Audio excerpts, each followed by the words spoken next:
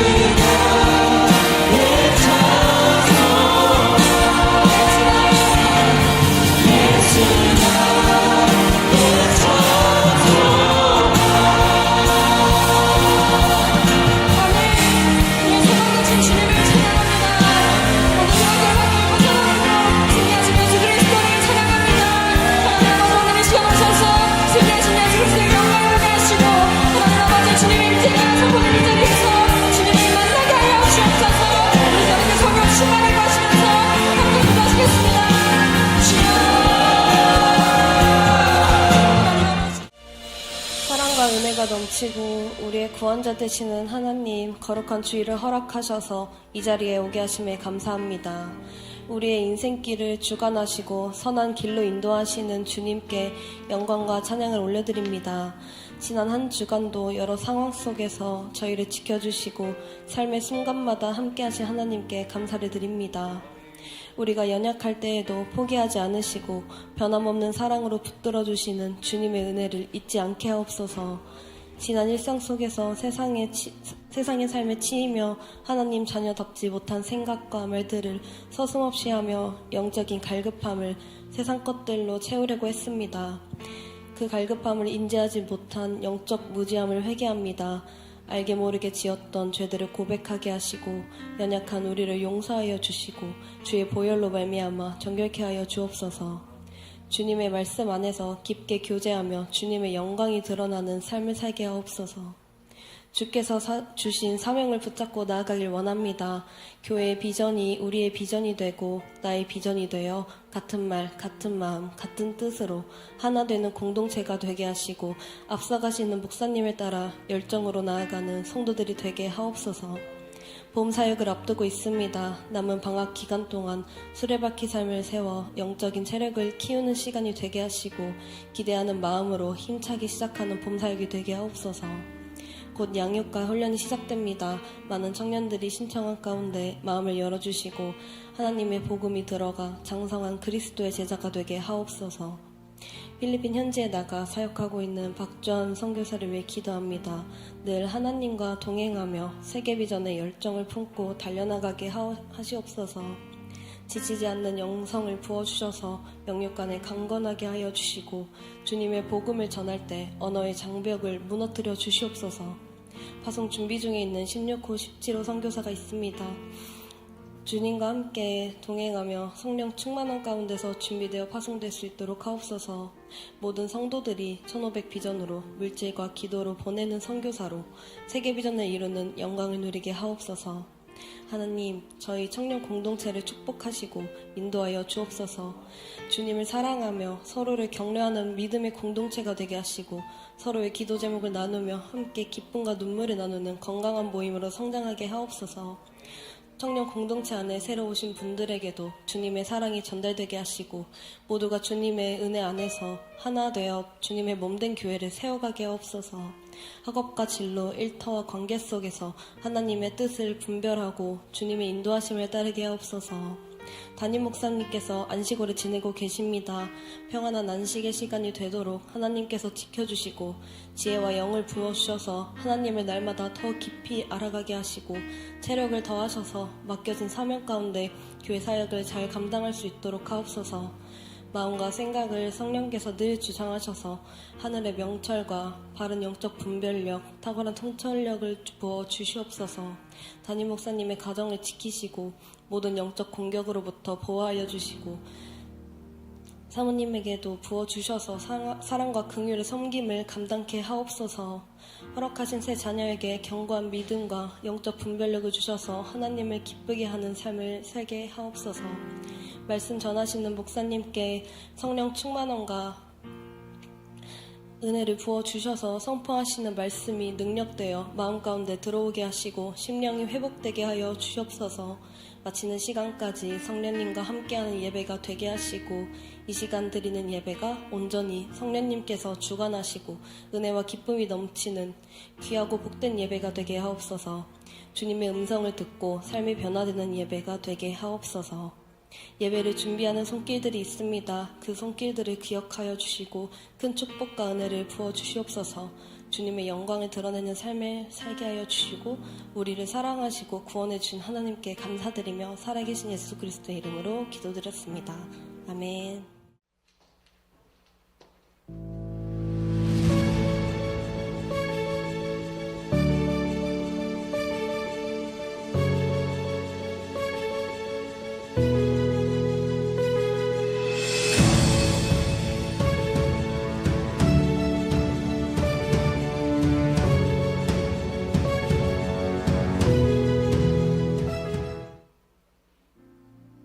안녕하세요. 청년 B-4 목장 임소은입니다.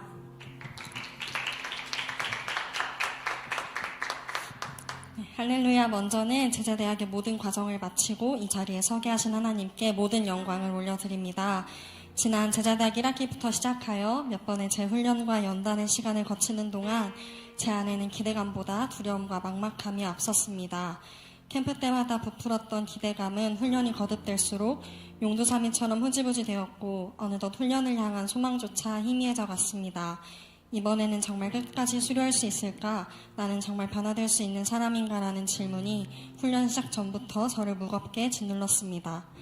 훈련 시작 전에 읽게 된 제자 삼는 세계비전 필독서는 그런 저에게 나는 과연 예수님의 제자인가? 라는 묵직한 질문을 던졌습니다. 돌이켜보니 저는 겉으로만 셀리더였을 뿐 누군가의 본이 되어 또 다른 제자를 세우는 재생산의 열매가 전혀 없는 빈 깡통과 같았습니다.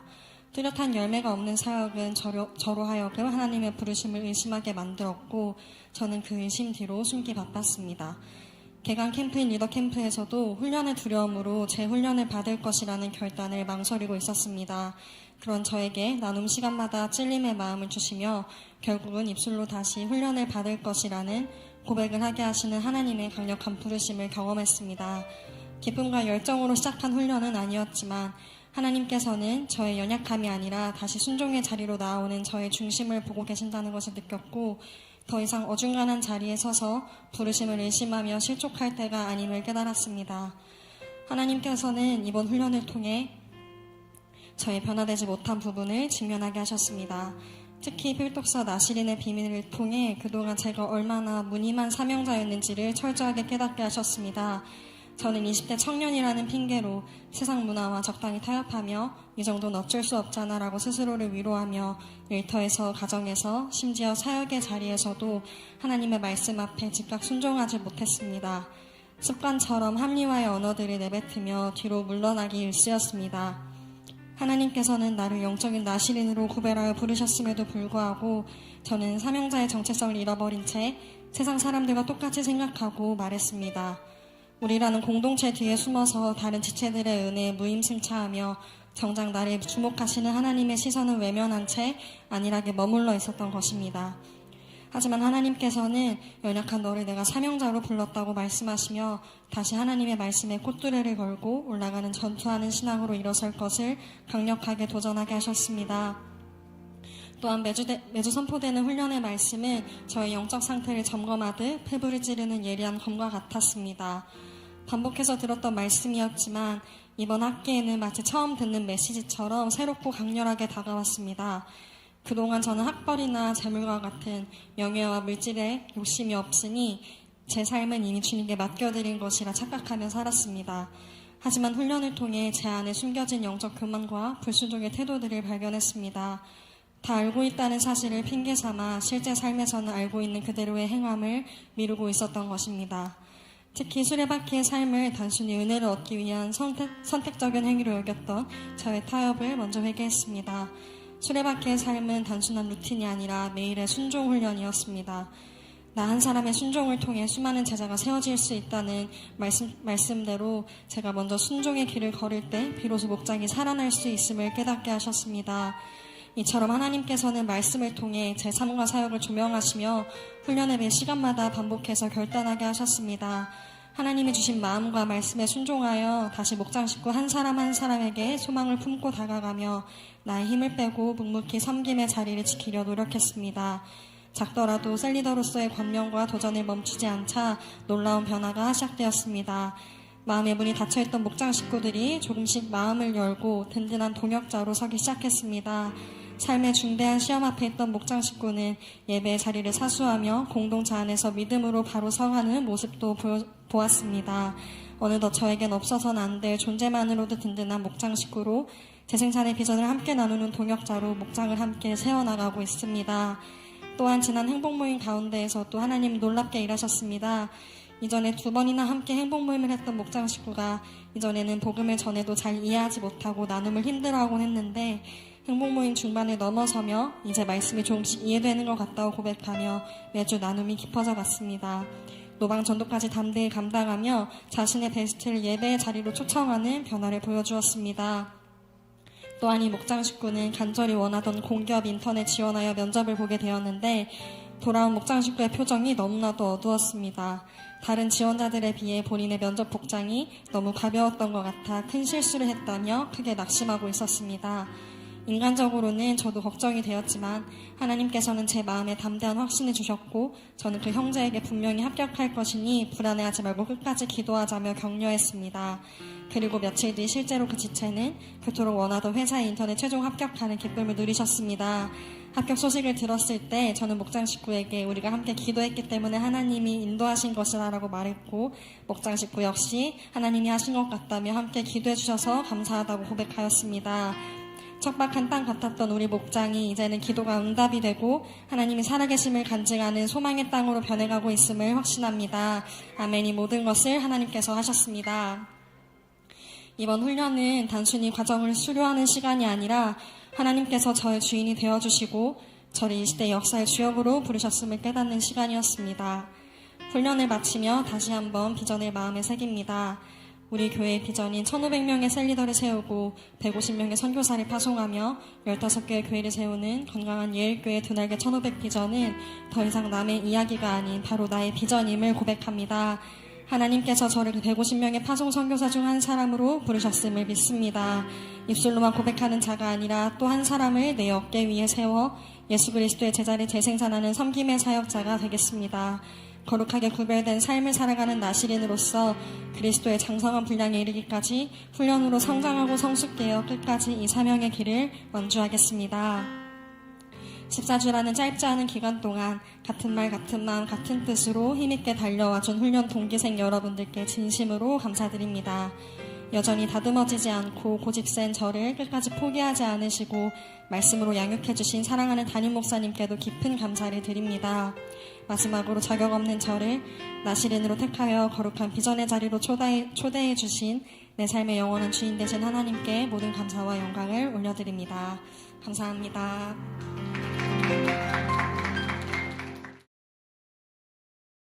우리에게 주시는 하나님 말씀 보겠습니다. 여호수아 14장 12절에서 15절까지 교독할까요? 제가 먼저 12절 읽습니다. 그날에 여호와께서 말씀하신 이 산지를 지금 내게 주소서. 당신도 그날에 들으셨거니와 그곳에는 아낙 사람이 있고 그 성읍들은 크고 견고할지라도 여호와께서 나와 함께 하시면 내가 여호와께서 말씀하신 대로 그들을 쫓아내리이다 하니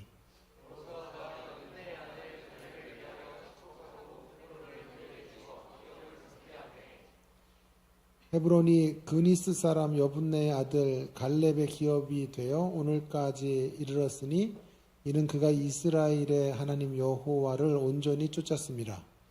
헤브론의 옛 이름은 기럇 아르바라. 아르바는 아낙 사람 가운데서 가장 큰 사람이었더라.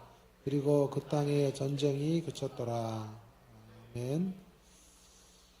3주 동안 여러분들 이렇게 만나 뵙게 되었는데 마지막 주일이네요. 섭섭하네요. 됐어요. 자, 억지로 이렇게 하시. 다음에 또 뵐 날이 있겠죠. 여러분 제가 첫날에는 제 별명에 대한 이야기를 좀 했었죠. 제 별명이 뭐냐 이렇게 물었는데 기억하시나 몰라요. 기스 얘기도 하겠고 새우는 기우제 이런 얘기도 했는데 오늘 또 제 외모 가운데 가장 빛나는 대목이 어딘가 하는 얘기를 좀 질문하고 싶은데 어딜까요? 뒤통수, 뒤통수예요. 그래서 제 수업을 들었던 한 분이 늘 저를 만날 때마다 뒤통수가 이쁘다고 그렇게 얘기를 해주셨어요. 굉장히 좋은 칭찬 같은데 좀 기분이 좀 여러 감정이 들어요. 앞면에는 뭐 대단한 게 없나 이런 생각이 들고 뒤통수를 이렇게 보여드릴 수도 없고 이거 어떻게 해야 되나 모르겠고 제가요 이게 짱구인데다가 뒤가 좀 이뻐요. 이따 가실 때 감상을 좀 해보세요. 자, 그래서 오늘 뒤태 가꾸기라는 제목으로 말씀을 나누기 위해서 제가 이런 이야기를 좀 드렸는데요. 갈렙이라는 사람 참 부럽습니다.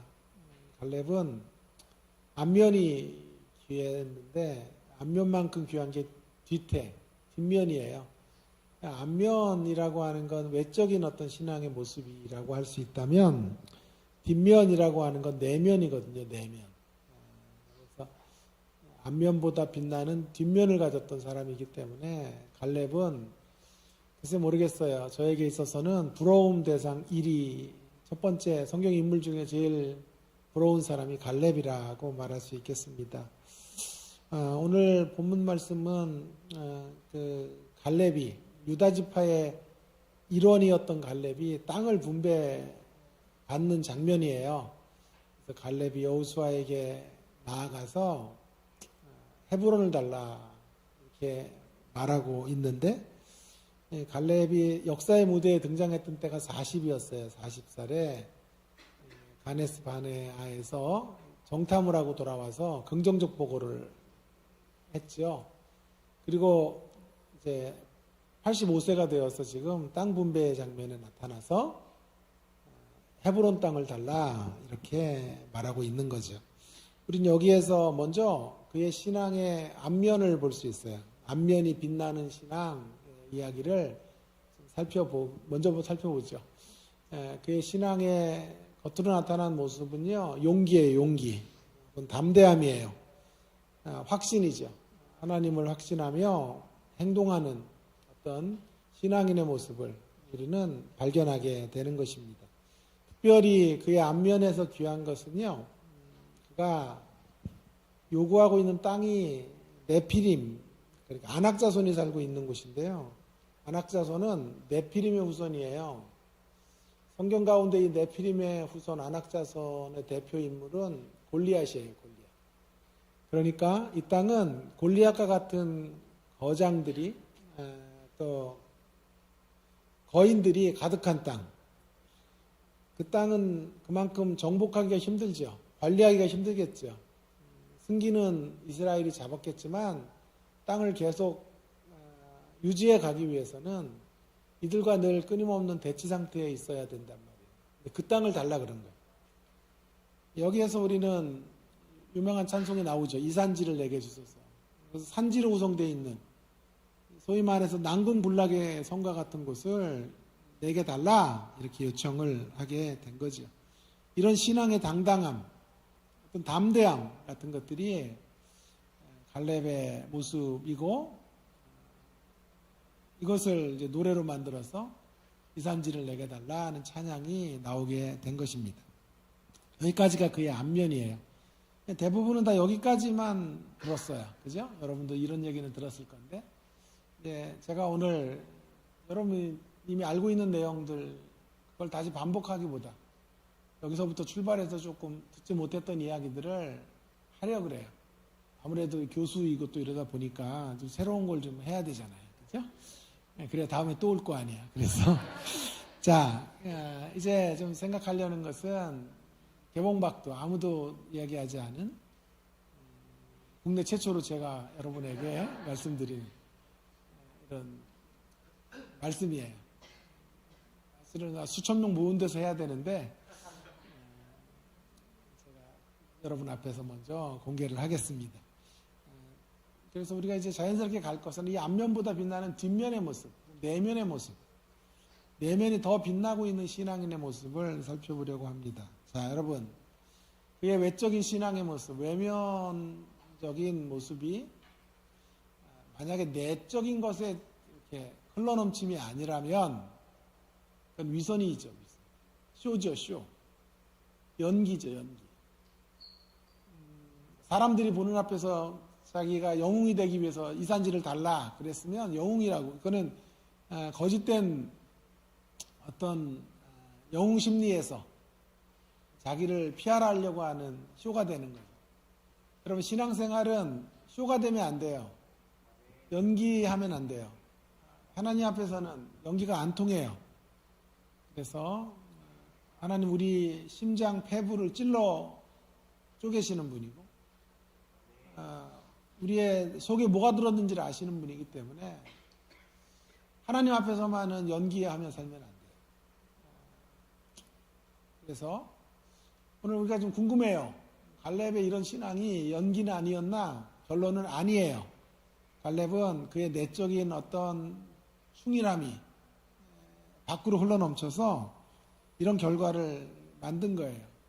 그래서 저는 오늘 갈렙의 내면을 좀 들여다보려고 하는데 오늘 본문 안에 내면이란 단어가 없어요. 그죠? 그리고 뒤태라는 말도 없어요. 그러니까 우리는 거룩한 상상력을 동원해서 이제 이걸 복원해야 돼요. 특별히 잃어버린 제가 45년을 복원해야 된다라고 말씀드리고 싶은데 40살에 그가 역사의 무대에 나왔고 85세에 지금 다시 한번 등장을 한다고요. 그 중간에 있는 40에서 85, 85에서 40을 빼니까 45년이 숨겨져 있어요.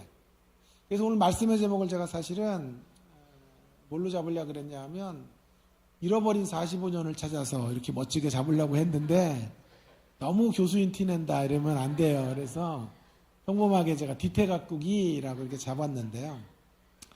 그래서 이 갈렙의 40년, 45년을 좀 복원하는 마음으로 그 안에서 좀 갈렙의 이야기를 재구성해 가면서 그의 내면의 이야기를 좀 발견해 가는 시간을 가져보도록 하겠습니다. 여러분, 갈렙은요, 어떤 사람이냐 하면 모세를 이어갈 만한 차기 대권주자예요. 여러분 아시는 것처럼 40살에 정탐하고 돌아와서 열 정탐꾼은 부정적 보고를 하잖아요. 2명의 사람, 갈렙과 여호수아만 긍정적 보고를 해요. 그래서 가나안 땅에 정복해 들어간 사람들이 1세대, 출애굽 1세대는 갈렙과 여호수아밖에 없어요. 그리고 출애굽 2세대라. 교회가요, 솔찬히 추워요, 여기가. 그래가지고 콧물도 나고 막 그래요. 그래서 감사한 거는 졸지 말라고 하나님께서 이렇게 춥게 하시는가 봐요. 그래서 어쨌든 나 이렇게 추운 게 처음 봤어요. 이렇게 춥게 막 귀가 막 이렇게 시려올 정도로 춥네. 자, 그래서 물론 아멘이 아니지, 그건 춥다는데. 그래서 이제 성령의 열기로 뜨겁게 해야 되겠지. 자, 그래서 자 보세요. 그러니까 차기의 대권이 주어진다면 두 사람밖에 없어요. 1세대의 어르신은 둘밖에 없는 거예요. 2세대 사람들하고 들어갔는데 여호수아와 갈렙 두 사람이라. 여호수아는 에브라임 지파 눈의 아들이고요. 갈렙은 유다 지파예요. 유다 지파. 이 두 사람은 사실은 모세의 지도 아래 훈련을 받았던 그런 좋은 동역자이고 선의의 경쟁자이기도 한 사람이에요. 자, 다시 한번 돌아가서 그들의 진가가 발휘되는 시점이 어느 때였냐 하면 이미 말했듯이 광야에서 이제 정탐꾼 대표로 가서 돌아와서 딴 사람들은 대표 주자들이 전부 이 땅은 뭐 우리가 정복할 수 없는 엄청난 곳입니다. 거긴 군사력도 뛰어나고 뭐 우리의 군사력으로는 안 됩니다. 그렇게 패배의식에 젖었을 때 갈렙과 여호수아가 아니야, 하나님이 약속하셨기 때문에 갈 수 있어 이야기를 하게 된단 말이에요. 그래서 일약 두 사람이 스타덤에 오르게 되는데, 자 문제는요, 포스트 모세를 이어갈 만한 포스트 모세가 될 수 있는 사람은 제가 보기에는 이 두 사람 중에 한 사람이 나와야 되는데 여호수아보다는 갈렙이 더 유력했다라는 게 저의 추정이고 상상이에요. 왜냐하면 그 근거가 뭐냐 하면, 자 민수기로 가봅시다. 민수기서라는 책이 있어요. 민수기 다음에 신명기고 그 다음에 여호수아인데 좀 가보세요. 민수기 13장 30절에 가보시면, 그래서 앞으로 좀 가봐요. 손 좀 놀려보세요. 왜 이렇게 민수기 13장 30절 여기 나왔네. 다시 30절에 이렇게 말하죠. 갈렙이 모세 앞에서 백성을 조용하게 하고 이르되, 그 다음 읽어보세요. 시작. 자, 그 이야기를 한 사람은 둘 중에서 갈렙이에요, 여호수아예요? 갈렙이었죠. 그 말은 이 두 사람 가운데 주도권을 누가 잡았냐 하면 갈렙이 잡았다. 이렇게 말해도 비약은 아니겠죠. 갈렙이 대표로 서서. 그러니까 갈렙은요, 기질적으로 굉장히 야성이 있고 담대한 사람이에요. 주저함이 없어요. 자기 소신이 라고 판단하면 눈치 같은 거 안 보고 나가서 이야기하고 손해를 보더라도 자기 주장을 피력하는 그런 사람입니다. 이에 비해서 여호수아는 다소 소극적인 사람이었다 이렇게 말해도 될 것 같아요. 왜냐하면 여호수아 1장에 보면 여호수아를 향해서 하나님께서 계속 두려워 말라를 연발하세요.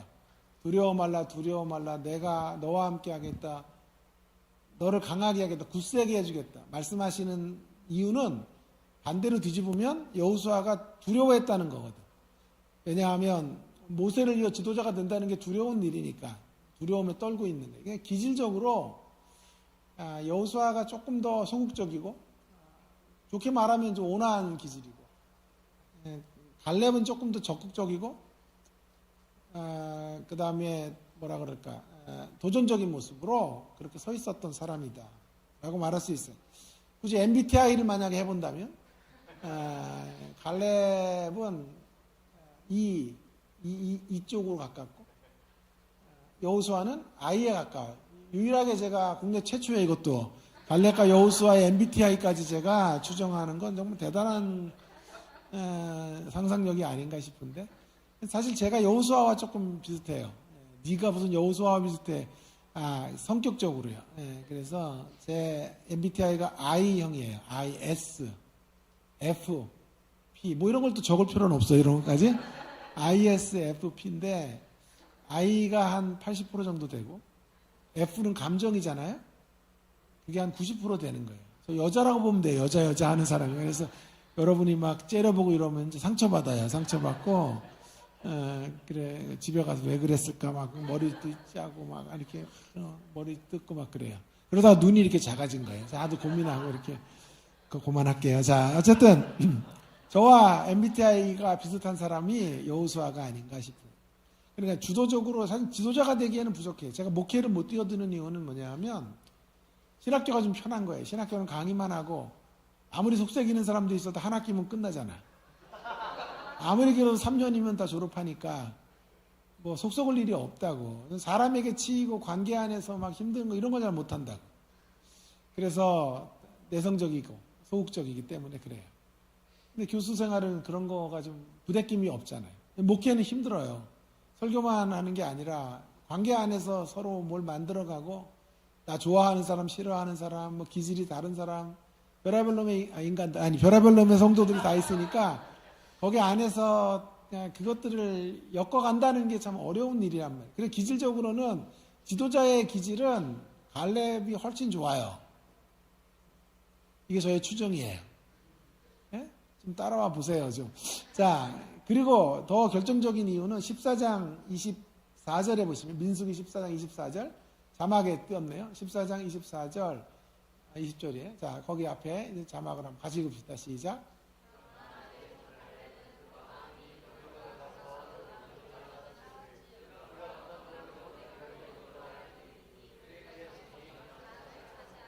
자, 보세요. 하나님께서 이제 말씀하시는 거예요. 하나님 뭐라고 말씀하시냐면, 내 종 갈렙은 그 마음이 그들과 달라요. 나를 온전히 쫓았다고 말하고, 그렇기 때문에 이 땅에 들어가라. 하나님이 인정하시는 거죠. 하나님은 갈렙과 여호수아가 함께 칭찬의 대상이라기보다 유독 갈렙 쪽에 무게비중을 둬서 갈렙을 칭찬하고 계시는 게 아닐까요? 자, 이 정도라면 저의 추정이 좀 어느 정도 타당하죠? 차기 대권주자로 적임자는 제가 보기에는 갈렙이 훨씬 더 유력해요. 여호수아보다. 인간적으로 볼 때. 그런데 하나님의 섭리는 또 다르죠. 그래서 여호수아를 하나님께서 지도자로 세우시고, 자, 그 다음에 갈렙이 잊혀져요. 45년 동안 잊혀져요. 성경 가운데 갈렙의 40살의 이야기 이후에 85세의 이야기밖에 없다. 그래서 말씀의 제목을 이렇게 잡으려고 막 근질근질했어요. 잃어버린 45년, 얼마나 멋져. 잃어버린 45년을 찾아서 그렇게 좀 신비롭게 좀 하려고 했는데 제가 참았죠. 자, 저는 여러분에게 묻고 싶어요. 이런 자리에서 갈렙이 가졌던 내면 혹은 마음 상태가 어떠했을까 하는 것이에요. 보통 인간은 이 대목을 넘어서기가 힘들어요. 자, 두 사람 중에 훨씬 내가 더 잘났는데 나보다 조금 성적도 안 좋은 사람이 더 잘 된 거잖아요. 그리고 나는 잊혀진 사람이 되는 거죠. 갈렙은 쓸쓸히 낙향해서 고향으로 돌아가고 여호수아는 승승장구합니다. 사람들마다 여호수아를 칭찬합니다. 위대한 지도자라는 말이 오는 곳곳에서 들려집니다. 모세를 전혀 그리워하지 않아요. 왜냐하면 여호수아가 너무 잘하니까. 아름다운 미담들만 갈렙의 귀에 들려요. 여러분, 그런 여호수아를 멀리서 지켜봐야 되는, 성적은 자기가 더 좋았는데, 능력도 더 있었는데, 사람들의 칭송도 더 있었는데, 자기는 뒤로 잊혀진 존재가 되고 잊혀진 계절이 되고, 여호수아가 그렇게 멋지게 하는 것은 인간으로서는 견디기가 힘든 거예요. 이거는요. 그죠? 견디기 힘들어요. 제가 2년 전에 암수술을 3기 말 암수술을 크게 하고 세월의 골짜기를 지나서 유서도 썼어요.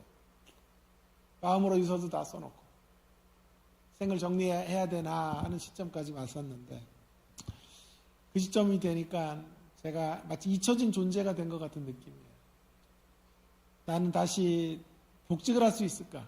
학교에서 내가 사랑하는 학생들을 만날 수 있을까? 그렇게 집회를 많이 다니고 세미나, 강의, 설교, 부흥회 정말 스케줄을 빡빡하게 채워가며 살았는데 나를 불러줄 사람이 있을까? 나보다 더 건강관리 안 하는 인간들도 사실 멀쩡한데 담배도 한 번 안 펴보고 술도 한 번 안 먹어본 나는 왜 이렇게 됐나? 그런 생각들이 찾아오는 거예요. 이게 인간이에요, 이게.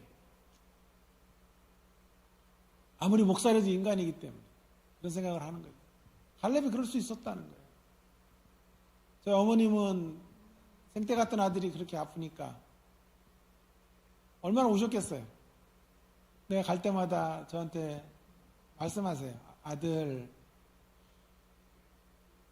누구 좀 만나자는 학생들이 있어?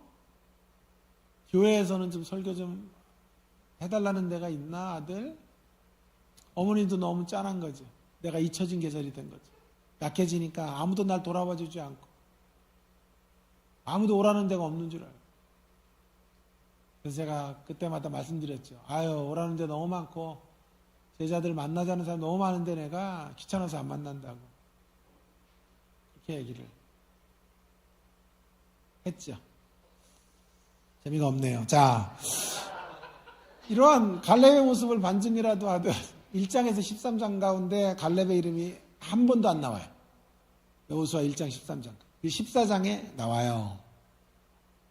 오랜 침묵을 깨고 등장해요. 등장해서 뭐라고 말해요? 뭐라고 말해요? 안악 자손의 땅을 내게 주십시오. 말한단 말이에요.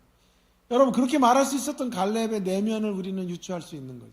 갈렙은 지금 인간적 본성을 넘어서는 거예요. 그에게 좌절이 없어요. 열등의식이 없어요. 질투심 같은 것들이 없다고요. 여호수아는 여호수아의 길을 가고 나는 내 길을 간다고 생각하는 거예요.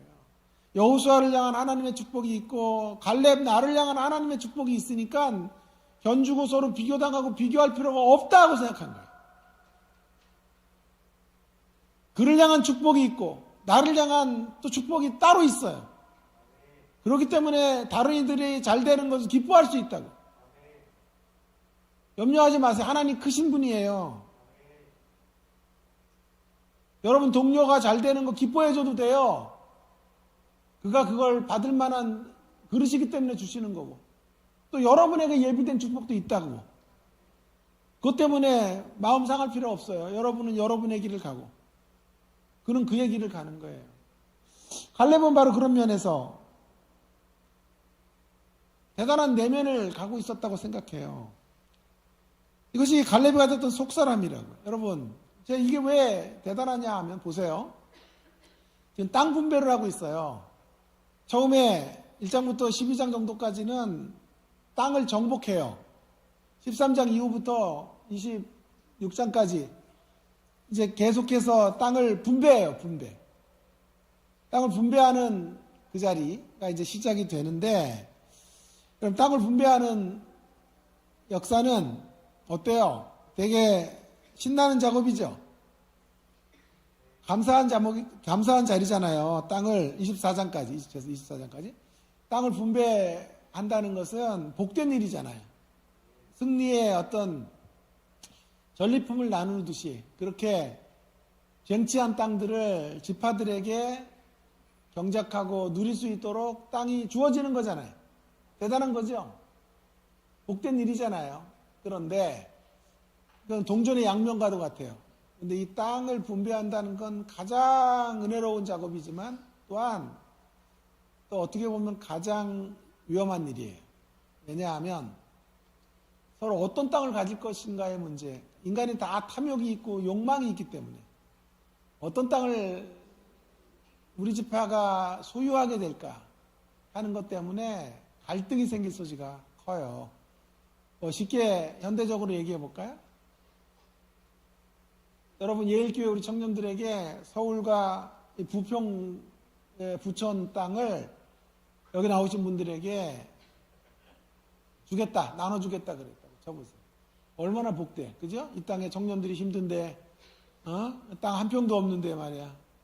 전세로 사는 게 고작인데 우리한테 땅을 준다니 말이야. 그것도 서울과 이 부평에 있는 땅을 나눠서 잘 가지면 됩니다. 근데 만약 그렇게 되면 난리 나겠죠. 서로 어떤 땅을 강남 땅 우리가 가질 거야 하고 싸움 날 거야. 부천에서도 제일 노른자 땅이 어디예요? 거기 서로 차지하겠다고 난리치겠죠. 그러니까 지금 여호수아가 잘 걸어왔는데 여기가 시험대예요.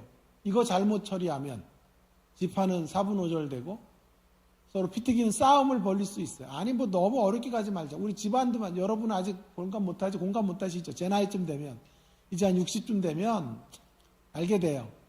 아 참 세상이 그렇게 만만하지 않다 하는 것도 알게 되고 형제도 참 결국 형제의 관계도 힘들어요. 부모가 돌아가시고요. 집안들마다 다 유산 가지고 싸워요. 쥐꼬리만한 거 남겨놓고 가셔도요. 그거 가지고 장례식 치르자마자 그때부터 싸움이 시작돼요. 그거 1, 2억 되는 돈 집 팔아서 누가 가질 거냐? 돈이라는 게 그런 거예요. 그래서 제가 선언을 했죠. 우리 집안에. 부모님 돌아가시면 3분의 조그만 아파트 지금 사시니까요. 20평대 아파트 사시니까 그거 처분해야 되잖아요. 그러면 나는 안 갖겠다. 형이랑 동생만 가져라. 그렇게 얘기했어요. 그랬더니 와이프도요. 집안에다 또 그렇게. 와이프는 근데 이게 판이 커요. 거기는 암사동에 큰 집이에요. 아주 아파트 30평대도 넘고 솔찬히 장인 장모가 재산도 좀 있는데 형제가 넷인데 안 갖겠다 그런 거예요. 와이프가요. 형제 자매 여자들 남자들인데 내가 안 갖겠다 그런 건 좀 괜찮았는데 와이프가 그런 거 참여 안 하겠다 그러니까 그거는 승인 앞뒤다 그래가지고 당신은 봐줘야지 그랬더니 아니 당신도 안 받는 데들이 왜 그래. 싸움하기 싫다 이 말이에요. 여러분 조그만 돈이 개입이 돼도 그걸 나누는 문제에 있어서 누가 공평하니 누가 더 가져야 되니 덜 가져야 되니 갖고 싸울 텐데 땅을 분배받는 거예요. 땅을 분배받는. 그러면 그 안에서의 이 피튀기는 싸움은 예상할 수 있겠죠. 이게 엄청나게 어려운 일이에요. 특별히 그 중에 제일 골치 아픈 게 여호수아의 머리를 제일 복잡하게 하는 게 뭔지 아세요? 가장 어려운 땅을 누구에게 줄 것인가. 가장 힘든 땅을 어느 지파에게 딱 넘기면 어떻게 될까요? 그 지파에서 왜 우리에게 이런 땅을 주십니까? 불공평합니다. 그때부터 싸움이 시작되겠지. 자, 여러분 바로 그런 자리에서 갈렙이 등장하는 거예요. 갈렙이 정말 대단하다는 게 뭐냐 하면 갈렙이요 45년의 침묵을 깨고 45년이 또 어디 나왔는지 막 이런 걸 또 막 나가면서 물으면 진짜 설교 다시 해야 되죠. 40살에 85세에 빼기 45, 에? 그래가지고 45란 말이에요. 그 45년의 침묵의 이야기를 깨고 85세에 등장한 거예요. 짠하고. 이때를 위해서 하나님이 나를 준비하셨다고 생각하고 여호수아를 축복하는 거예요. 여호수아의 짐을 덜어주는 거예요. 이렇게 말하는 거나 똑같아요. 여호수아여, 당신은 지도자로 지금처럼 계속 푸르게 가십시오. 지금 여지껏 잘해왔고 앞으로도 더 힘있게 이 민족을 이끌고 당당하게 나아가십시오.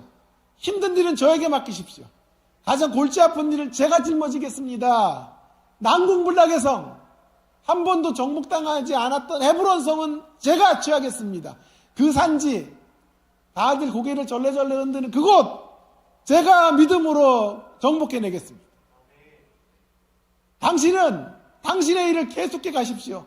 그래서 어찌하든지 이 민족이 흥하게 하십시오. 하나님이 이때를 위해 저를 준비하셨습니다.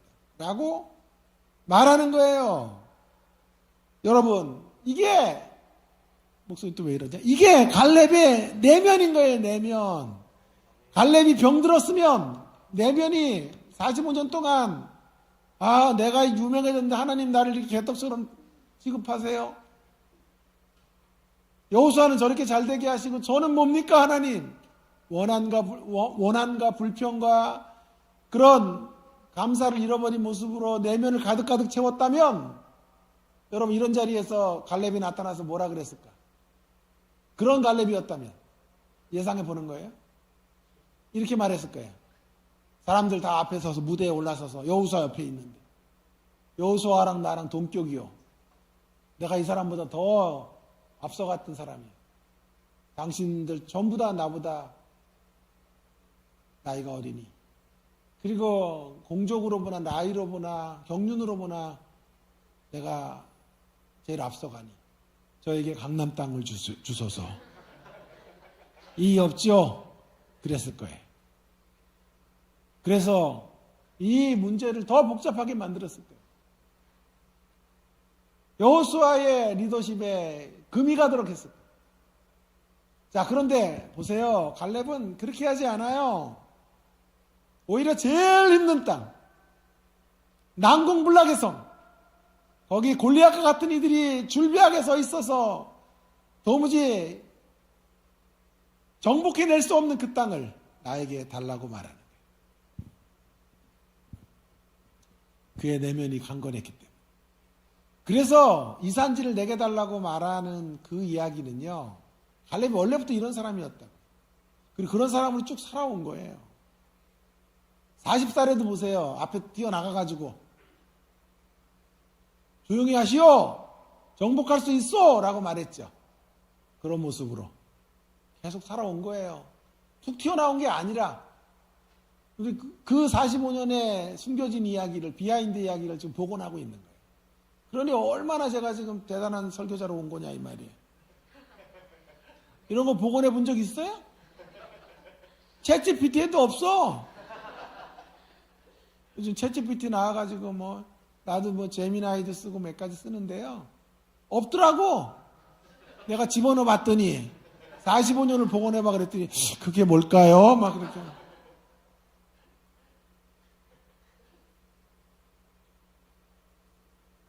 챗GPT보다 위대한 설교를 하는 거예요, 지금.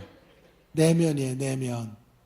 그리고 그걸 하루아침에 만들어진 게 아니라 깊이 숙성되어진 거예요. 그러므로 여러분, 여러분의 오늘의 모습들을 굉장히 잘 가꿔야 될 필요가 있어요. 제가 신학교 시절에 저는 총신대학원에서 졸업을 했는데 양지라는 곳에 대학원이 있죠. 거기서 공부할 때 도서관에 많이 앉아 있었던 사람들은 지금 다 종신대 교수, 고신대, 저희 학교 교수로 가 있더라고요. 그게 계속 이어져 가는 거예요. 저도 그때 도서관에 있었어요. 저는 도서관이 여름에 시원해서 가 있었어요. 가 있어서 그냥 졸다가 오고 그랬는데도 늘 도서관에 있었어요. 딴 사람들은 공부하고 저는 퍼져 자고 도서관에. 그래도 그 기운을 받아가지고 교수가 되더라고요. 그때 막 기도하고 막 전도하러 다니고 했던 사람들은 훌륭한 목사들이 됐어요. 그 대표가 이찬수 목사 같은 사람. 아세요? 분당우리 교회. 몰라요? 차세대 한국교회 지도자 1위야. 영향력 있는 지도자 1위 이찬수. 2위 강승식 뭐 이렇게 해가지고 저는 없어. 거기에 이름이 없어요. 이제 일부에 이런 얘기했더니 이쪽에 앉은 한 분이 그러더라고요. 그건 말도 안 된다고. 우리 목사님이 1등이지 왜 이찬수가 1등이야. 아까 밥 먹으면서도 그 얘기를 오늘 실수하신 거라 그래도 짜증이 나가지고. 자, 다음 주 안 오려고 그랬어. 자, 어쨌든 그렇게 갈렙의 내면이 건강했다 이 말이에요. 그 모습 그대로 45년을 살아온 거예요. 그래서 아름다운 일들이. 근데 그때 공부하다가 그때 맨날 수업 끝나면 족구하고 그러던 친구들이 있어요. 그런 사람은 지금도 뭐 하는지 아세요? 막 교계 신문 같은데 노예별 족구대회 뭐 위원장 이렇게 해가지고 한심한 인간들이지. 거기다 사진 걸어놓고 동그라미 사진 있잖아 이렇게 걸어놓고. 그러니까 그때의 모습과 45년 지나도 하나 바뀐 게 없어. 갈렙도 마찬가지예요. 갈렙도 그 건강했던 45년 전의 모습을 가지고 지금 그걸 숙성시켜서 85세의 나이에 살아내고 있는 거예요. 여러분의 오늘이 여러분의 미래를 결정할 거예요. 한날 한날 성실하게 사셔야 돼요. 믿음으로 살아내셔야 돼요. 힘들어도요. 그런 모습들이 쌓이고 축적되어져서 하나님 기뻐하시는 위대한 인생, 하나님 쓰실 만한 하나님의 선한 도구로 사용되어질 줄로 믿습니다. 사랑하는 여러분, 이 갈렙의 위대한 점이 바로 이거예요. 그의 내면 만들기가 그가 전력했던 대목이에요. 그의 필수 과목은 내면이에요. 내면을 다스린 사람이고 속사람을 강건하게 만든 사람. 그래서 여호수아를 질투의 대상으로 안 봐요. 여호수아가 잘 되기만을 바라고 축복하고 그에게 주신 복과 나에 주신 복을 비교당하지 않고 자기의 길을 걸어가는. 예수 만나면 이렇게 돼야 돼요. 그냥 뭐 내 친구 어떻게 됐는데 나는 왜 이래? 나는 어느 대학, 내 친구는 어느 대학 가. 그런 거야 견주다가 인생 소비하고 끝나면 안 돼요. 사랑하는 여러분, 한날 한날 한 해 한 해 지나가면서 여러분들 나이 들죠? 우리 딸이 19살인데 아빠 이제 내가 19이다 미치겠다. 그런 아빠는야 59이야 임마. 그래도 아까 나이 얘기했더니 그래도 젊어요 교수님 막 얘기하시던데 79이라 그러시고. 자, 어쨌든 여러분 한 해 한 해 우리가 이렇게 나이 들어가면 좋겠어요. 겉사람은 후패해요. 후패하다는 건 썩는단 말이에요. 썩어 들어가요. 그러나 속사람은 날로 새로워지는 우리가 되어지기를 간절히 바랍니다. 외형만, 안면만 치중하지 마세요. 그러면 겉사람이 후패해져 가기 때문에 여러분 안면만 치중하다가 우리의 모습은 초라해져요. 겉사람은 새로워질 수가 없어요. 아무리 노력해도 저속 노화가 없다는 거 아니야. 노화가 천천히 가는 거지. 랜딩을 슬로우 랜딩을 하는 거지. 랜딩을 안 할 수는 없거든. 발악을 하는 거지 한마디로. 저속 노화는 발악하기거든. 발악하며 최대한 늦게 늙음으로 가겠다는 거지만 늙음을 거절할 수 있는 사람은 없어요. 세상에 제일 무서운 힘은 세월이에요. 세월. 아 슬프다 이렇게. 야 세월 앞에 장사 없어요. 세월 앞에 장사 없어요. 제가 예언할게요. 여러분 제 예언이 이루어지는 날 저를 부흥사로 다시 부흥의 강사로 불러주기 바랍니다. 제 예언이 반드시 이루어질 거예요. 제 예언자거든. 제가 예언할게요. 손흥민과 유현진은요 10년 안에 은퇴합니다. 확실히 예언할 수 있어요. 10년 안쪽에서 반드시 은퇴하게 돼요. 아멘이죠. 이라선과 같은 세계 무대를 주름 잡았던 선수도요 30이 되고 40이 넘으면 활동할 수가 없어요. 세월 앞에는 장사가 없어요. 겉사람은 새로워질 수 없어요. 그러나 우리가 할 수 있는 일이 한 가지가 있어요. 그런 세월 앞에서 속사람을 만들 수 있어요. 여러분의 내면을 강건하게 새롭게 빚어갈 수 있어요.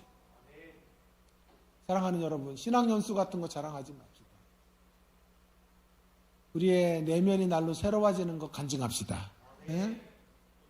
주님 기뻐하시는 건강한 자아를 만들어가는 일에 전력을 다하자고요.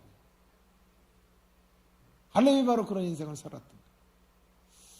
자, 이제 그러면 마지막 공면인데요. 궁금해요. 갈렙은 어떻게 이런 내면을 갖게 되었을까? 이런 내면을 갖자만큼 중요한 것은요, 그 비결이죠. 그 비결을 찾아볼게요. 이것도 국내 최초예요. 그 비결을 제가 찾아보겠어요. 자, 갈렙이 갈렙 될 수 있었던 비밀은 여기 있어요. 갈렙이라는 말의 뜻을 확인하는 것이. 그리고 그를 뭐와 함께 부르는지를 잘 주목해 봐야 돼요. 14장 6절을 보시고 오늘 본문 14장 14 여호수아 14장 6절 14절에 보시면 갈렙을 이렇게 말하죠.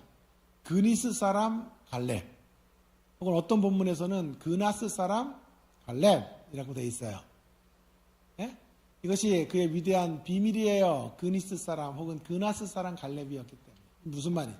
자, 먼저 갈렙이라는 이름의 뜻을 좀 생각해 보면, 갈렙은요, 개라는 뜻이에요. 개, 도그. 한마디로 개똥이라고 합시다. 어감이 그러니까 개똥이에요. 그런데 유대인들에게 개는 매우 불경스러운 존재예요. 들짐승처럼 쓰레기나 시체를 가까이 하는 존재가 개란 말이에요. 근데 그 이름을 계속 그가 주님을 만난 후에도 갖고 있는 거예요. 보통 하나님을 만나면 이런 이름을 바꿔요. 야곱이 이스라엘, 아브라함이 아브라함으로, 사레가 사라로 이렇게 바뀌잖아요. 근데 이 이름을 그대로 갖고 있었어요. 여기가 힌트고요. 또 하나는요, 그 사람 이름 앞에 그나스 혹은 그니스 사람이라는 말이 붙어요. 이 말은 무슨 말일까요? 이방인이라는 뜻이에요. 그니스 사람은 이방인이에요. 창세기 15장 18절에서 20절에 보면 거기 그니스 사람은 이방 족속이에요. 그러니까 자, 그는 이방인으로 유대 지파에 뭐라 그래요? 이거는 편입됐어요. 기화한 거예요. 기화하잖아요, 기화. 그래서 유다 지파가 된 거예요. 자, 여기에 갈렙됨의 비밀이 있어요. 그는 끊임없이 자기를 개똥이라고 말한 거예요. 끝까지 자기 자신이 그니스 사람이라는 것을 달고 살았어요. 그의 내면이 아름다워졌던 이유가 바로 여기 있어요. 우리는 이 두 가지 그니스 사람 갈렙이라는 표현이 계속 그의 이름으로 그렇게 등장하는 것을 통해서 이런 생각을 할 수 있겠어요. 갈렙이 갈렙 될 수 있었던 이유는요, 결국 은혜로 베풀어 주신 그 측량할 수 없는 사랑을 날마다 잊지 않았다는 거예요. 갈렙은 출발점을 잊지 않은 사람이에요. 자기가 어디서 출발했는지, 자기는 갈렙에서 출발했다는 거예요. 자기는 이방인이었다는 거예요. 그 이방인의 자리에서 하나님의 은혜가 있어서 그 은혜에 만져주심으로 하나님께서 사용하실 만한 도구가 됐고 통로가 되었다는, 하나님의 축복을 받아 누리는 잔이 넘치는 인생이 되었다는 것을 한시도 잊지 않고 살아간 거예요. 자신의 출발점은 갈렙이에요. 혐오스러운 개와 같은 존재, 천덕꾸러기와 같은 인생, 그니스 사람, 이방인이 역사의 무대에 설 수 없어요.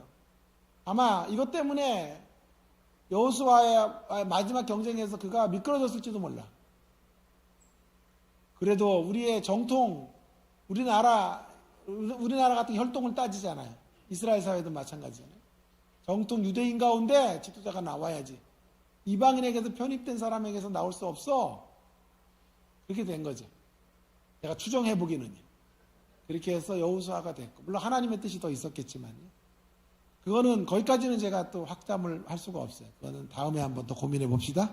자, 어쨌든 그 하나님의 은혜를 잊지 않고 사는 거예요. 조금 잘 되고 조금 더 잘 나가는 사람이 되었다고 옛날을 잊어버리는, 감사를 망각하는 인생이 아니었다는 거예요. 자신의 출발이 하나님의 은혜였다는 것을 한 번도 잊어버리지 않은 거예요. 그걸 현대식으로 번역해 보면 황가람의 노래예요. 나는 반딧불. 전 이거 복음성가에다 집어넣어야 된다고 생각해요. 복음성가에. 그래서 교회에서 불러야 된다고 생각해요. 이거하고 제가 좋아하는 노래 나를 살게 하는 사랑, 요즘 트로트 곡인데요. 솔지가 불렀는데 매일 들어요. 오늘 아침에도 듣고 왔어요. 그래서 와이프랑 이렇게 나눴어요. 이 노래는 아마 크리스찬일 거야, 가사 쓴 사람이. 나를 살게 하는 사랑, 막 그런 노래인데 어쨌든 자, 한번 들어보세요. 정말 가사가 너무 좋아요. 우리를 살게 하는 게 사랑이고. 거기까지 합시다. 자, 나는 반딧불, 가사가 이래요. 나는 내가 빛나는 별인 줄 알았어요. 몰랐어요. 난 내가 벌레라는 것을. 그래도 괜찮아. 난 눈부시니까. 몰랐어요. 난 내가 개똥벌레라는 것을. 그래도 괜찮아. 난 빛날 테니까. 사랑하는 여러분, 새벽 이슬과 같은 젊은이들이시여. 여러분, 우리가 개똥벌레예요. 벌레예요. 개똥이에요. 우리 그렇게 살다가 끝나버린 인생들이었어요. 그런 존재들이었다고. 그리스도 밖에서 그렇게 살았고, 주님이 우리를 만나주시지 않았다면 우리 그렇게 살다 끝나는 거예요. 이 세상 안에서 비교당하고 비교하다가 열등의식의 환자로 살다가 첫 주에 설교에 가면 38수 인생처럼 살다가 그렇게 하늘 품고 떠나가야 될 생애들이었다고. 그런 저와 여러분을 주님이 만나주셨어요. 그래서 빛나는 존재가 되게 하십니다. 빛나는 갈렙이 되게 해주셨어요. 이 사실을 한시도 잊지 말고 살게 되기 바랍니다. 이 사실을 기억하고 이 하나님의 은혜와 감사로 여러분의 내면을 가득 채워내기를 바랍니다. 그러면 갈렙의 길을 우리 걷는 거예요. 그때 저는 와이프에게 늘 얘기해요. 와이프는 총신대 교수예요.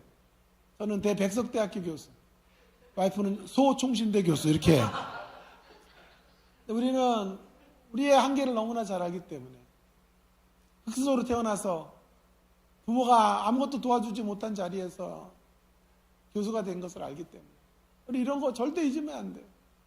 하나님 앞에 한없이 낮아지고 고개 숙이고 겸손해야 된다고 누누이 말해요. 고개를 쳐드는 순간 우리 모가지 달아날 거예요. 그때부터 하나님 우리를 쓰지 않을 거예요. 그래서 언제나 고개를 숙이고 그렇게 인생을 살아야겠다 결심합니다. 우리는 여러분 갈렙이에요. 제가 갈렙이에요. 여러분이 갈렙이에요. 우리가 개똥벌레예요. 처음부터 빛났던 존재가 아니에요. 먼지 같은 세계를 주님이 빛나게 하신 거예요. 처음부터 교수될 그런 싹수가 있었던 사람 아니에요. 주님이 저를 은혜로 교수되도록 만들어 주신 거예요. 그걸 잊지 말고 살아야 돼요. 놀랍게도요, 이걸 잊지 않고 사는 게 역설적이게도 갈렙과 그니스 사람의 한계를 넘어가는 길이에요. 내가 갈렙이라는 걸 잊지 않고 사는 길, 내가 그니스 사람이라는 걸 잊지 않고 살아가는 게 갈렙과 그니스 사람의 한계를 넘어서는 가장 확실한 길이 되는 거예요. 이처럼 우리는 갈렙이요 그니스 사람인 것을 알 때, 그 안에서 그 사실을 인정하고 감격하며 살 때, 우리 안에 있는 내면 안에 있는 모든 상처와 열등의식과 비교의식과 아픔은 물러가게 될 줄로 믿습니다. 왜냐하면요, 이 하나님의 은혜로 빚어진 나의 모습들을 감사하게 되면 은혜의식으로 충만해져요. 은혜의식이 나를 사로잡으면, 내 내면을 지배하면요, 비교의식이 사라져요. 은혜의식이 없어지면 비교의식 속에 살다가 끝나요. 그래서 기독교가 중요한 거예요. 여러분, 이 귀한 시간, 이렇게 오늘 올해 제일 추운 날이 와가지고 이거 뭐 하는 거예요? 히터도 없는 데서. 근데 이게 바로 여러분의 은혜를 기억하는 시간이에요. 손 불면서 설교하는 거 처음이야, 이렇게. 네? 나 다음 주는 안 오려고. 추워가지고. 여러분, 이런 귀한 작업들이 왜 필요하냐면, 은혜의식을 붙들고 사는 거예요. 은혜의식을 은혜의식에 붙잡혀야 비교의식을 넘어설 수 있어요. 그리고 언제나 감격을 만들 수 있다, 이 말이에요. 이렇게 은혜의식은 우리의 자존감을 높여줘요. 하나님 은혜를 받은 인생이야. 특별 대우받은 사람들이야. 그러니 뭐 두려워? 뭐 아쉬워요? 잘난 놈들 잘난 대로 가면 되는 거고, 나는 내 길 가면 되는 거 아니에요. 어느 놈은 서울대 가라 그러세요. 가다가 뭐 저 중퇴다 그럴 거니까 자 가라 그러고 그거는 그 얘기를 가는 거예요. 나는 내 길을 걸어가면 되는 거예요. 당당해요. 그래서 은혜의식 안에 여러분의 자존감은 높아지기 바라고요. 대신에 헛된 자만감은 낮아지기 바랍니다. 은혜는 우리의 자만감은 끊임없이 낮춰요. 우리의 자존감만 높여. 자, 조금 하나의 이야기만 더 해볼까요? 그가 갈렙이었고 그니스 사람이었다는 것을 인정한다는 것. 그게 중요했어요. 그래서 그의 내면이 바뀌었죠. 자, 조금 더 가보면 인정하는 것만 가지고 안 돼요. 하이라이트는 이거예요. 인정을 넘어 이제 어디로 가야 되냐면 반응해야 돼요. 반응해라. 하나님의 은혜 안에 있는 사랑에 반응해야 돼요. 반응. 여러분, 하나님의 사랑이면 갈렙과 같은 인생 변화되기 충분해요. 그런데 충분하지 않아요.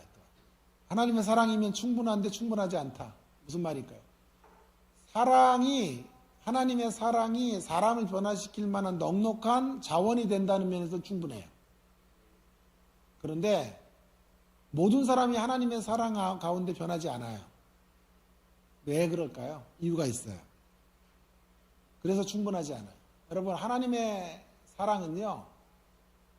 사랑은 은혜로 우리에게 주어지는 건데 그 은혜의 본질은요, 잘 적어보세요. 은혜의 본질은요, 무조건적이고 일방적이에요. 여러분이 은혜를 받을 만한 자격이 없음에도 일방적으로 쏟아 부어주시는 거예요.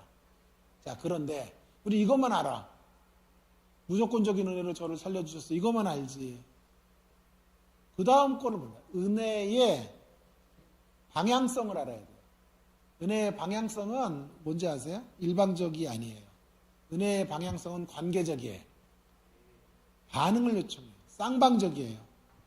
하나님은 일방적인 은혜로, 불가항력적 은혜로 우리를 만나주세요. 그게 끝이 아니에요. 그것을 통해서 우리를 어디로 데리고 가시려고 하냐 하면 그 사랑 안에서 서로 교제하기 원하신다. 사랑을 받아들여야 돼요. 그 사랑 가운데 깃들어야 돼요. 그 사랑으로 빚어져 가야 돼요. 응답하셔야 돼요. 그래야만 하나님의 사랑이 충분해져요. 하나님의 사랑이면 열등의식 넘어가게 되는 거예요. 하나님의 사랑을 인정하는 것 갖고 안 된다니까? 찬양하면서 하나님 사랑 대단합니다만 갖고 안 되고, 그걸 내면화시켜야 돼요. 하나님의 사랑 가운데 반응하셔야 돼요. 반응하셔야 돼요. 친밀함. 자, 사랑은 때때로 일방적이기 때문에 친밀함을 못 만들어요. 그래서 중요한 건 사랑 안에서 친밀함을 만드는 게 관건인 거예요. 보세요. 서로 사랑하니까 결혼하죠. 근데 결혼 생활은요, 인고의 시간이에요. 서로 참아야 돼. 근데 보세요. 여전히 이혼하지 않고 사는 걸 보면 사랑하는 거죠. 근데 사랑한다는 소리 안 하지, 서로. 40년 되고 50년 돼 봐요. 사랑하라 그러면 짜증내. 아유, 됐어. 아까 밥 먹는데도 여보, 내가 좀 당신을 위해서 좀 잘해줘야 되는데 이번에 여행 같이 할까 그랬더니 여행 보내주는 건 좋은데 나 혼자 같은 친구랑 갈 테니까 당신이랑은 안 가 그런대잖아. 여러분, 서로 사랑은 하는데요, 뭐가 없는 거죠? 부부가? 친밀함이 없어요. 그러니 우리의 목표는 친밀한 데로 가는 사랑이에요. 친밀해져야 돼요. 사랑은 일방적일 때가 많아요. 그러나 친밀함은 쌍방적인 거예요. 기독교 신앙의 방향은요, 하나님의 일방적인 사랑 가운데 감격하고 인정하는 것을 넘어서 이제 하나님의 사랑에 응답하면서 하나님과 긴밀해지고 하나님과 친밀해지는 자리로 걸어가야 돼요. 여러분, 우리 부모님들이 우리 사랑하는 건 뭐 두말할 것도 없어요. 그런데 그분들의 사랑을 우리가 의심하지는 않은데요, 우리랑 친밀하지는 않죠. 저도 아버지랑요, 아버지가 워낙 권위적이고 매도 많이 맞고 이래서 아버지에게 잘해요. 그런데 친밀하진 않은 것 같아요. 밥도 사드리고 뭐 하고 뭐 필요한 거는 다 갖다 보내드리는데 앉아있으면 힘들어요. 대화를 못 나누겠어요. 대화 나누면 막 저희 아버지는 또 막 우파거든. 그래가지고 막 이재명이 죽어야 나라 산다 그러고 맨날 가면은 막 맨날 그런 소리만 하시는 거예요. 막 그리고 가짜뉴스만 들으셔가지고 야 김정은이가 죽었댄다 막 맨날 그래가지고 막 아빠 그 가짜뉴스예요 아버지. 그래도 이놈의 새끼가 아버지가 얘기하는데 들어야지 뭐. 죽었대잖아 여기. 그래가지고 연예인들도 다 죽었어. 뭐 누구도 죽고 최불암이 또 죽었다 그래가지고 아니라고 아버지 최불암이 살아 있어요. 그랬더니 죽었다고 막. 그러니까 대화가 안 돼요. 대화가 안 돼. 그래서 내가 잘은 해드리는데 앉아있기가 너무 힘들어. 뭐가 없어서 그래. 친밀함이 없어서 그래. 여러분 우리 신앙이 이럴 수 있어요. 하나님의 사랑을 의심하지는 않는데 친밀한 사귐으로 가지 못해요. 애착관계로 들어가야 돼요. 그래서 어떤 이가 이런 말을 했어요. 짐 와일더라는 사람이요. 달라스 윌라드의 마지막 영성 수업이라는 책 126쪽에서 이제 우리가 가야 될 구원은 애착 구원론. 적으세요. 국내 최초예요. 애착 구원론을 형성해야 된다. 애착 구원론. 애착 구원론이 뭔지 아세요? 하나님의 은혜를 인정하는 구원, 받아들이는 구원 정도가 아니라 애착 관계를 형성해야 된다니까. 어린 시절에 여러분 애기 나가지고 애기들 많이 안아주고 많이 사랑한다고 고백해줘야 돼요. 피부 맞대야 돼요. 애착 관계 형성돼야 돼요. 어린 시절에 애착 관계 형성하지 못하면요 가면서 계속 이 아이들은 격기로 나가요. 부모의 사랑을 못 느껴요.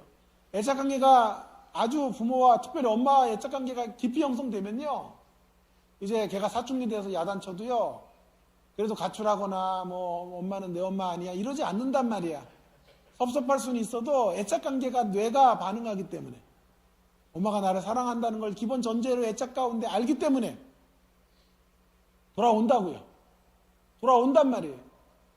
여러분 마찬가지로 우리가 하나님과 애착 관계를 형성하셔야 돼요. 그래서 여러분의 뇌가 하나님의 사랑을 아주 자연스럽게 인정하고 받아들일 수 있도록 만들어 가야 돼요. 사랑의 음성 앞에 반응하셔야 되고 하나님 가운데 날마다 찾아가셔서 속삭이셔야 돼요. 주님의 이름을 부르며 교제하셔야 돼요. 사귀셔야 돼요. 마치 연애를 하듯 하나님과 깊은 연애를 하며 살아가셔야 돼요.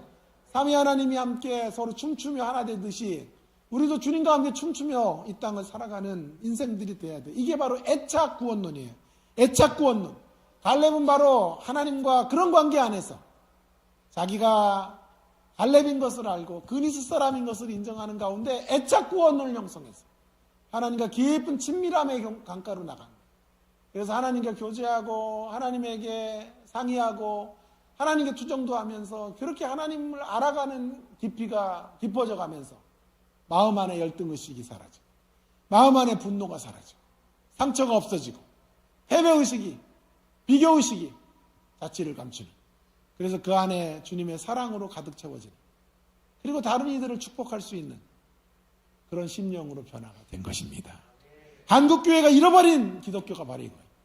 잃어버린 것 중에 가장 안타까운 것이 바로 애착관계를 형성해야 된다는 사실을 말해주지 않았어요. 시들어요 가다가 막 찬양하다가 또 푹 꺼져요. 주님과 깊이 사귀시고 교제하시고 친밀한 강가로 나아가시는 우리가 되기를 간절히 바랍니다. 자아의 우상 속에 살고 있어요. 거짓된 자아사랑. 요즘 유행어가 혈당 스파이크인데요. 제가 만든 표현이 이거예요. 혈당 스파이크만 조심하지 마시고요. 에고 스파이크. 제가 만들었어요. 무슨 희원인가 하는 사람이 혈당 스파이크 가지고 막 얘기하고 저속 노화 가지고 얘기하잖아요. 저는요. 혈당 스파이크만큼 무서운 게 에고 스파이크, 자아 스파이크. 조심하셔야 돼요. 여러분의 자아가 막 치고 올라요. 그럼 막 섭섭해져. 별거 아닌 거 하고 분노해. 별거 아닌 거 하고 삐져. 저기 부천에 저쪽에 가면요. 소풍교회라고 있어요. 하나님의 은혜를 뭐 소중하게 다루고 풍성해지자의 소풍교회라는데 그 교회가 표어가 뭔지 아세요? 삐지지 않기. 멋진 표현이에요. 삐지지 않기.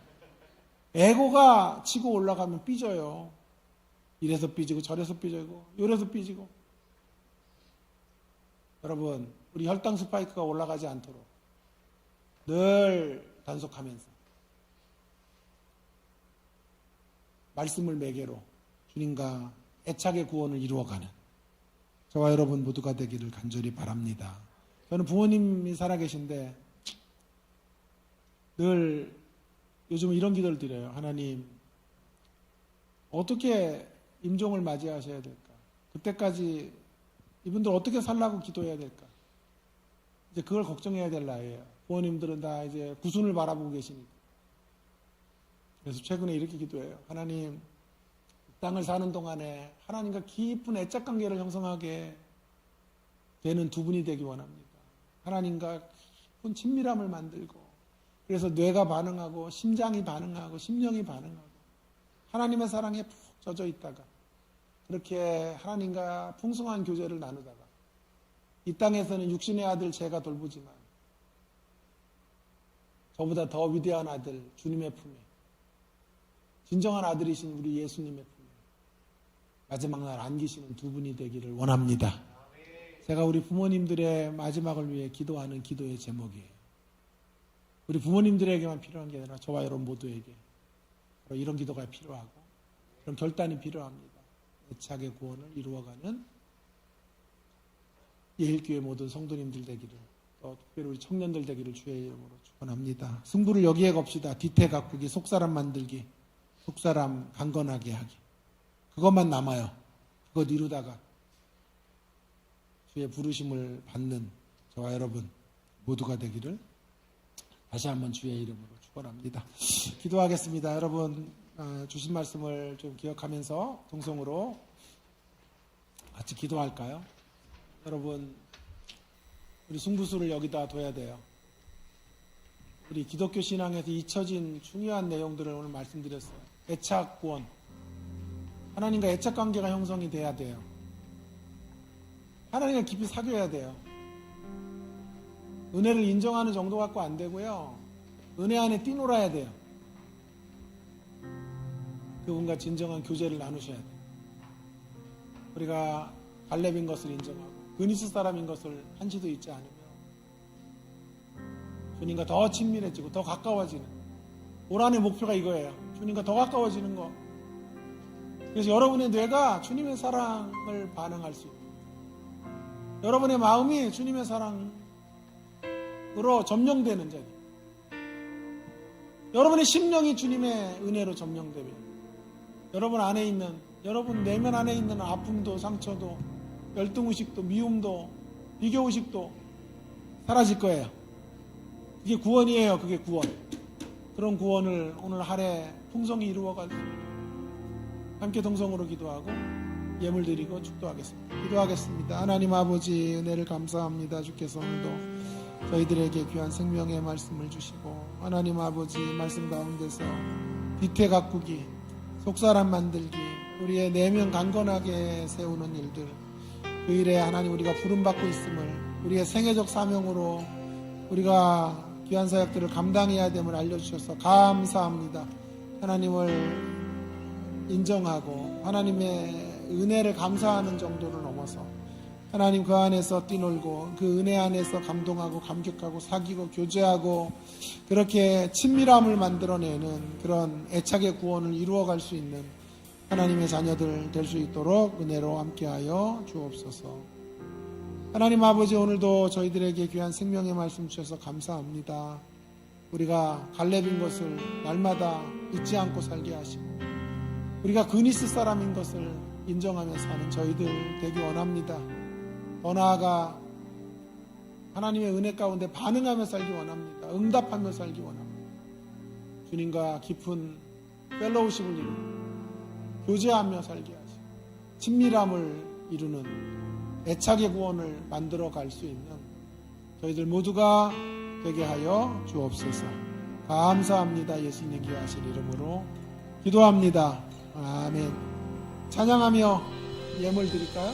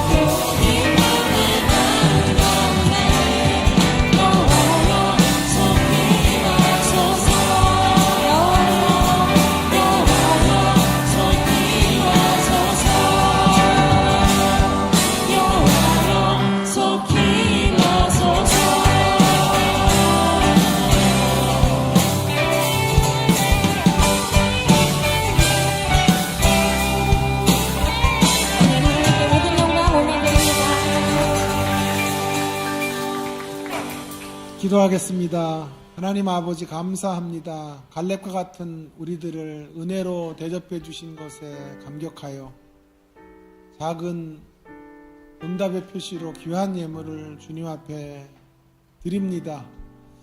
예물과 함께 우리의 신앙의 고백을 드리고 우리의 삶 전부를 주 앞에 올려드립니다. 받아주시고 예물들이 우리 성도님들 꼭 안아주시고 그들의 삶을 축복해 주시기 원합니다. 무엇보다도 복의 통로가 되게 하셔서 먼저 주의 복을 받아 누리는 인생 되게 하시고 주께서 공급해 주시는 풍성한 것들을 나누고 펼치고 흘려보내서 생명의 역사를 이루는 일에 아름답고 요긴하게 쓰임받는 귀한 통로로 우리 청년들이 쓰임받을 수 있도록 은혜 허락하여 주시옵소서.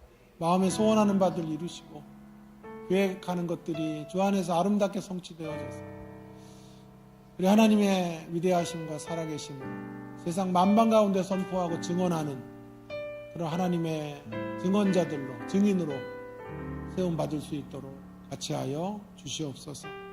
헌금이 쓰여지는 곳에도 하나님 개입하셔서 하나님의 영광과 이름과 존귀가 드러나는데 주의 사랑이 나타나는데 아름답게 쓰임받는 복된 예물로 함께하여 주옵소서. 감사합니다. 예수님 귀하신 이름으로 기도 올리옵나이다. 아멘. 이제는 우리 구주 예수 그리스도의 은혜와 하나님 아버지의 사랑과 성령의 교통하심이 하나님과 애착관계를 아름답게 형성하여 친밀한 교제 가운데서 애착의 구원을 이루어가기를 결단하는 예일교회 모든 젊은이들 머리 위에 이제로부터 영원토록 항상 함께 계실지어다. 아멘.